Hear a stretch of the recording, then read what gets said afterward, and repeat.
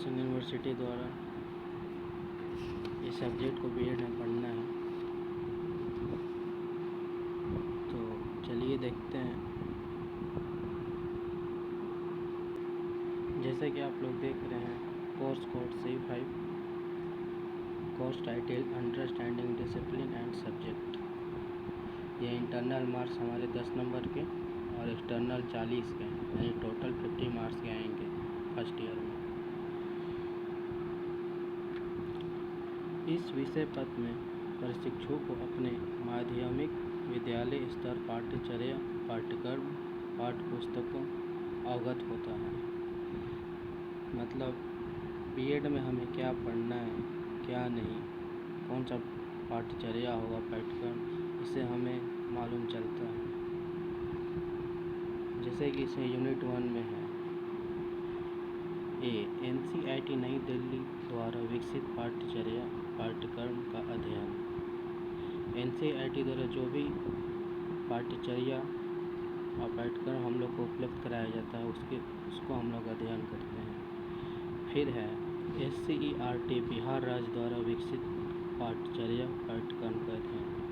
उसके बाद state level पे जो हमें सरकार बुक उपलब्ध कराती है, जो पाठ्यचर्या पाठ्यक्रम जिसका अध्ययन करने के लिए। सी में है विभिन्न बोर्डों द्वारा माध्यमिक स्तर के विद्यालय पाठ्यचर्या का आवर्तन। मतलब हमारे बोर्डों अलग अलग स्टेट का अलग अलग बोर्ड हो सकता है, उसके द्वारा जो बुक और पाठ्यचर्या पाठ्यक्रम यानी निकाला जाएगा उसका हम लोग अध्ययन करेंगे। जैसे बिहार का बिहार बोर्ड से हो गया, झारखंड का झारखंड बोर्ड, इसी तरह। पहला देखेंगे हम लोग NCERT। NCERT का full form national council of education research and training, राष्ट्रीय शैक्षिक अनुसंधान एवं प्रशिक्षण परिषद नई दिल्ली, भारत। भारत सरकार शिक्षा मंत्रालय द्वारा 1 सितंबर 1961 को एक स्वशासी संस्था के रूप में इस परिषद को स्थापना नई दिल्ली में की गई थी। ये परिषद मानव संसाधन विकास मंत्रालय, भारत सरकार के अकादमिक सलाहकार के रूप में कार्य करती है। परिषद का वित्तीय पोषण पूर्णतः भारत सरकार करती है।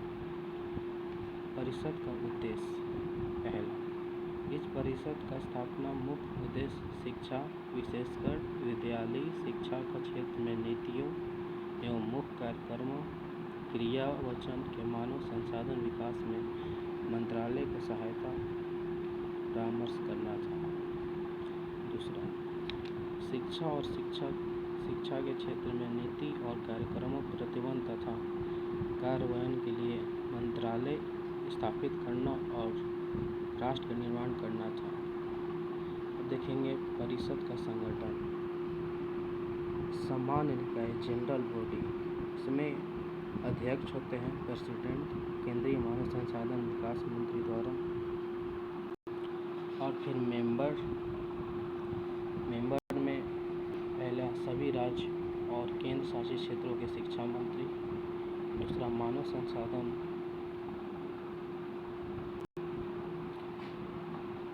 सभी राज्य और केंद्र शासित क्षेत्रों के शिक्षा मंत्री।